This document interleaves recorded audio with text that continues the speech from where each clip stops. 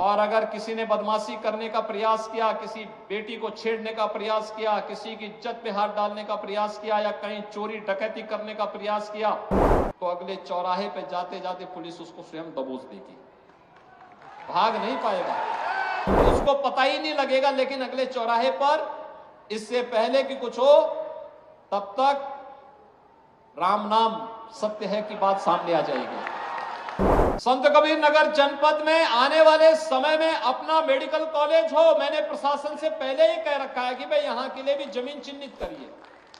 कहां यह बन सकता है।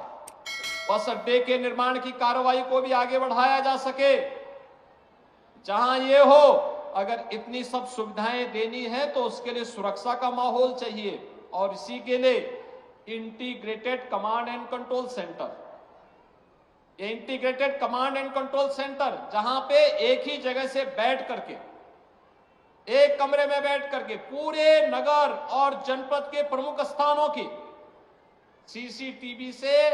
एक एक जगह की जानकारी वहां पर कैद होती रहेगी, रिकॉर्ड भी होती रहेगी, लोग देखेंगे भी।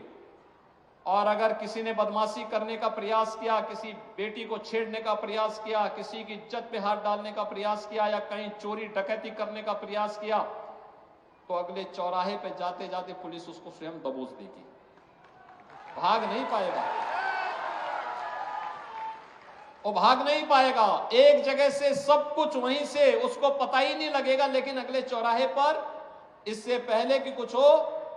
तब तक राम नाम सत्य है की बात सामने आ जाएगी। ये कमांड एंड कंट्रोल सेंटर एक तो सुरक्षा का बेहतर माहौल देगा, और दूसरा ट्रैफिक मैनेजमेंट के लिए, ट्रैफिक की व्यवस्था कहां पे जाम है ये देखने का काम भी इसके माध्यम से ट्रैफिक पुलिस करेगी, डायरेक्शन देगी, कहां पे पुलिस को लगना है, कैसे व्यवस्था होनी है, कहां जाम है यह देखने का भी एक अवसर मिलेगा। नगर पालिका परिषद स्वच्छता के कार्यक्रम की मॉनिटरिंग भी इस ICCC से देख सकती है। और ठीक इसके साथ ही कोरोना कालखंड में integrated command and control centre की उपयोगिता आपने देखी होगी। कमांड यानी कोरोना कालखंड में हम लोग इसका उपयोग करते थे, एक एक गांव में स्क्रीनिंग करने की, एक एक गांव में क्या गतिविधियां चल रही इनको देखने की, हॉस्पिटल की व्यवस्था को संचालन करने की, वैक्सीनेशन के कार्यक्रम की, सैनिटाइजेशन के कार्यक्रम की और तमाम अन्य कार्यक्रमों को हम लोग लेकर के चलते थे। और आज ये सभी कार्यक्रम यहां पर मुझे बहुत अच्छा लगा कि संत कबीर नगर जनपद ने भी अपना ICCC बना दिया है